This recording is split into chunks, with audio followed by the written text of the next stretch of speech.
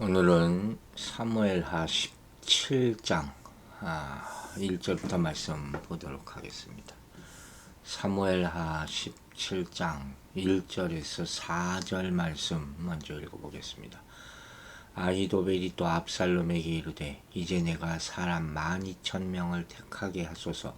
오늘 밤에 내가 일어나서 다윗의 뒤를 추적하여 그가 곤하고 힘이 빠졌을 때 기습하여 그를 무섭게 하면 그와 함께 있는 모든 백성이 도망하리니 내가 다윗 왕만 쳐 죽이고 모든 백성이 당신께 돌아오게 하리니 모든 사람이 돌아오기는 왕이 찾는 이 사람에게 달렸음이라.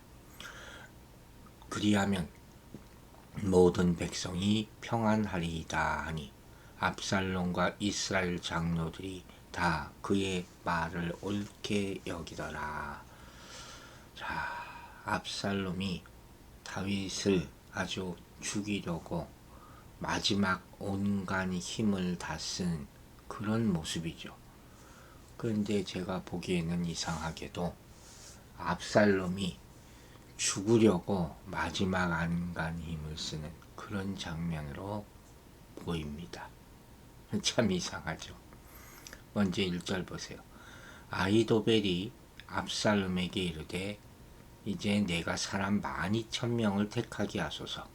오늘 밤에 내가 일어나서 다윗의 뒤를 추적하겠습니다. 그러니까 지금 아히도벨은 자기들이 공모한 것이 이 목적을 달성할 수 있도록 사실 끔찍한 거죠. 확실한 배수진을 치는 거예요. 그래서 다윗을 대항해서 즉각적인 조치를 취해야 될 필요가 있다고 생각한 거죠. 지금이 기회라는, 다윗을 죽일 기회라는 거죠. 그래서 즉각 공격할 수 있는 12,000명을 선발해 줄 것을 요청한 거예요. 지금 상황에서 다윗이 이런 급습을 받으면 사실 굉장히 위험한 것이었죠.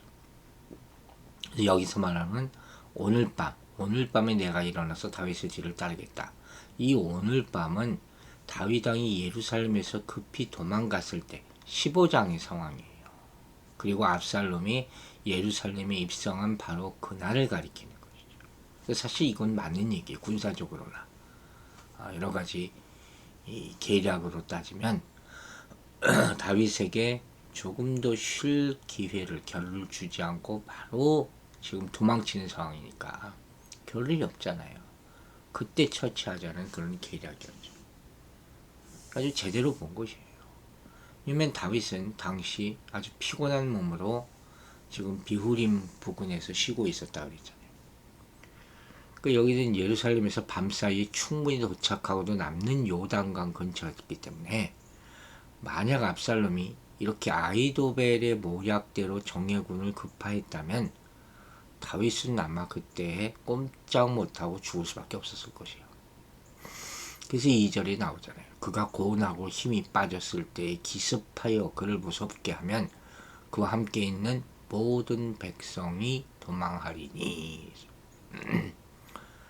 고운하고 힘이 빠졌을 때, 이 히브리 말을 직역하면 손들이 무력해질 때라는 뜻이거든요. 힘이 없었을 때라는 그런 뜻이에요. 그를 무섭게 한다는 것은 다윗이 지쳐서 아직도 정리되지 못한 채 풀이 죽어 있는 상태에서 이제 막 도망쳤으니까 그때 군대가 그를 급습하면 그와 함께 있는 사람들도 다 당황하고 또 그 결과 전쟁은 시작하자마자 끝나게 된다. 그런 생각으로 이와 같이 제안을 한 것이죠.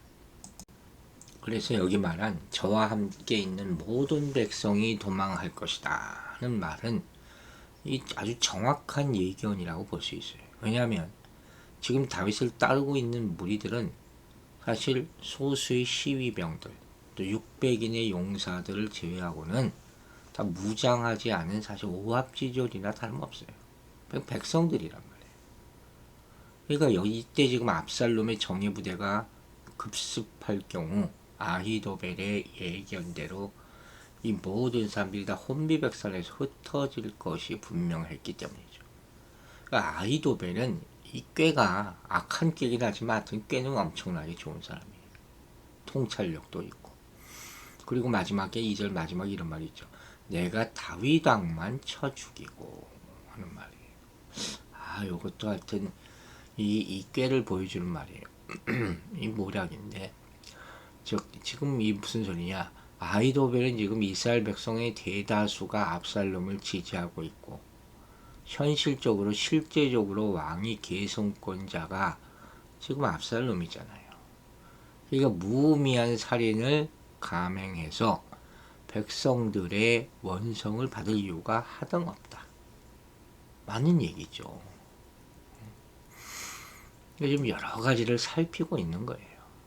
그래서 지금 이 상황에서 단지 다윗 왕만 처치하면 백성들은 자연스럽게 압살롬의 지위로 몰려들게 될 것이다. 치밀한 계산에서 얘기하는 거죠. 여기서 우리는 다시 한번 이 아히도벨의 무서울 정도로 치밀한 지략을 보게 되는 거예요. 근데 중요한 것은 뭐예요? 아무리 좋은 걸 가지고 있으면 뭡니까? 목적이 좋아야 되는 것이죠. 의미가 있어야지. 사용하는 데 있어서. 즉 실상 이 꾀는 하나님의 권위에 대한 침해잖아요. 이게 문제인 거예요. 세상에 똑똑한 사람이 얼마나 많아요. 근데 무엇을 위해서 누구를 위해서 사용하느냐. 이게 문제죠. 결국 이 꾀는 하나님의 진노를 사게 되는 것이죠. 왜? 아히도벨이 제거하려 한 다윗은 하나님께서 기름 부어 세우신 이스라엘 왕이지 않습니까? 이게 문제인 거예요. 우리 모든 사람이 이걸 생각해 봐야 돼요.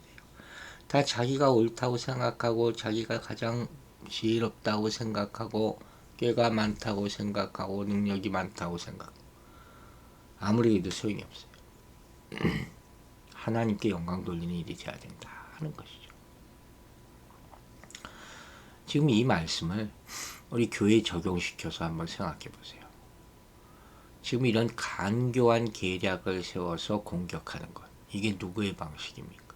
악인의 전형적인 방식, 사단의 방식이죠. 그들의 관계라 그랬잖아요. 그게 얼마나 어마어마한 것입니까? 교회를 무너뜨릴 정도로 악인의 계략은 크다는 거예요. 강하다는 거예요. 이게 바로 다윗을 기습 공격하려는 아히도벨의 계략과 같은 것이죠. 그래서 사단은 항상 이런 관계를 세워서 교회를 공격하고 무너뜨리려 하는 것이죠. 하지만 교회가 하나님의 보호 가운데 있다면 지켜진다는 것이죠. 자, 오늘 본문대로 다윗만 죽이면 된다고 여긴 아히도벨은 이 가장 큰 문제이사 하는 문제가 뭐예요? 이 진리에 대해서 무지했다는 거예요. 하나님이 지키신다. 그죠? 하나님이 교회를 붙잡고 계시기 때문에 교회는 안전한 거죠. 우리는 하나님만 바라봐야 돼요. 정말 그래야 되는 거예요. 악인의 지혜는 아무리 커도 만물을 주관하시는 하나님의 지혜는 견줄 수 없는 것이죠. 하나님은 결국 교회를 공격하는 악인의 간교한 계략을 꺾는 줄로 믿으시기 바랍니다. 3절에 계속 자기 꾀를 자랑하죠. 모든 백성이 당신께 돌아오게 하리니 모든 사람이 돌아오기는 왕이 찾는 이 사람에게 달렸습니다. 그리하면 모든 백성이 평안하리라 하니 결국 자기를 자기 자랑밖에 안 되는 거죠. 여기서 아직도 설득력 있게 말하는 것이 모든 백성이 당신께 돌아오게 하리니.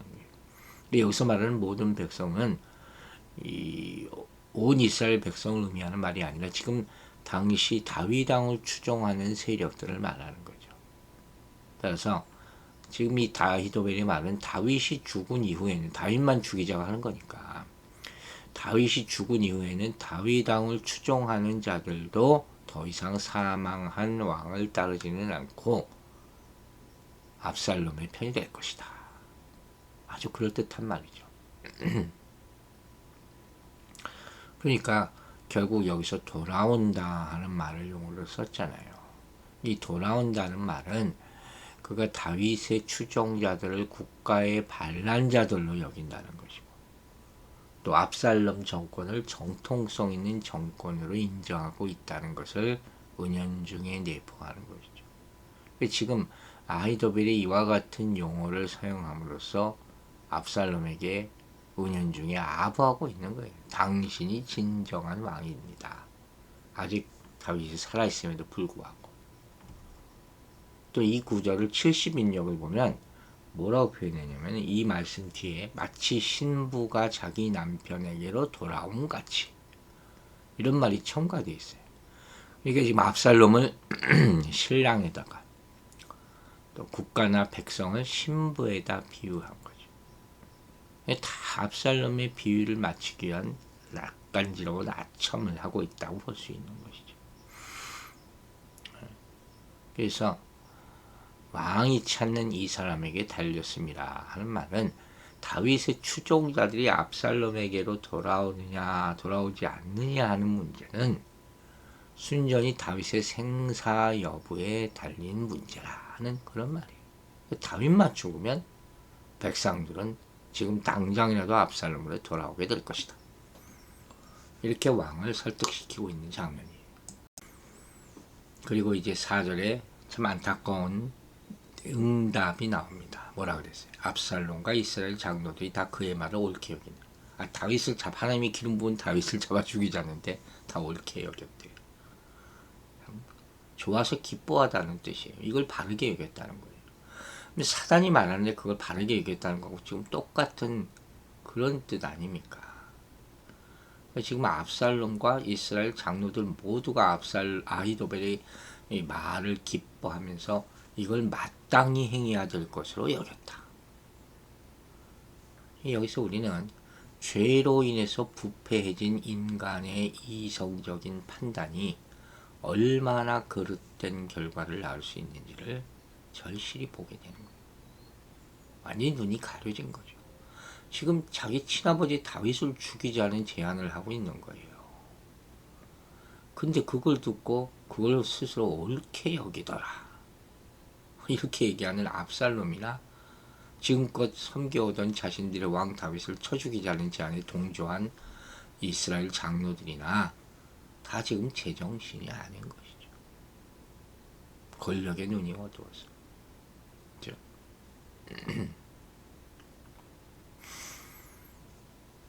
지금 이야기를 가만히 보세요.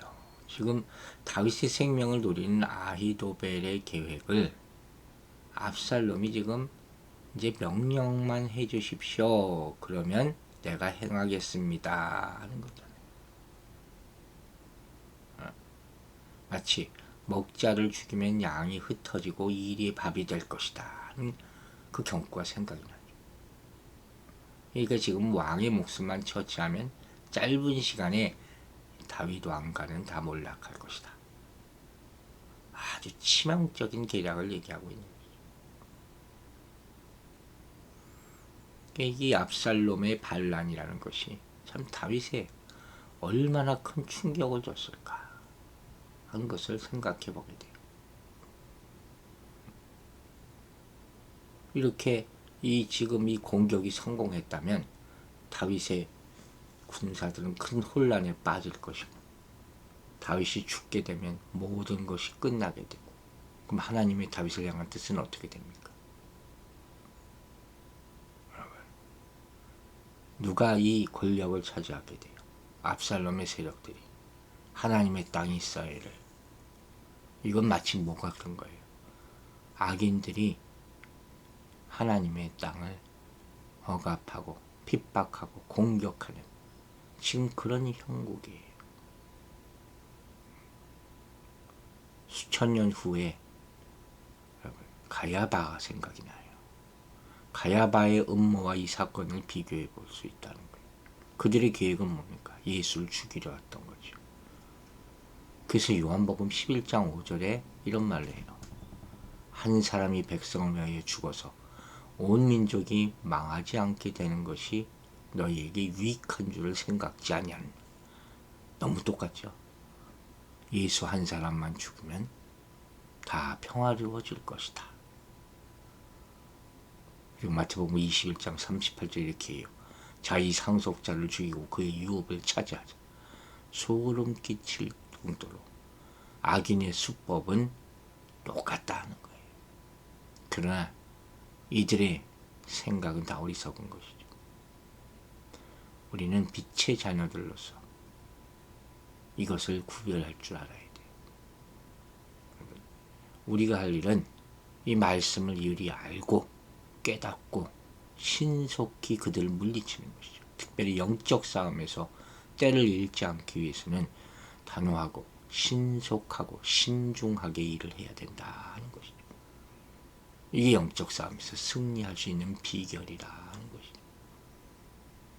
세상은 이런 아히도벨과 같은 계략을 가지고 믿는 사람들을 핍박합니다. 완전히 죽여 없애려고 합니다. 여러분, 이 전쟁에서 이기시기 바랍니다. 교회는 두 가지 면에서 공격을 당해요. 외적으로는 이단, 거짓교사, 적대적 세력의 공격이죠. 내적으로는 세속주의, 물질 만능주의, 율법주의, 신비주의 이런 것들의 공격이 있어요. 근데 이런 공격은 처음에는 악한 의도가 외견상 잘 드러나지 않잖아요.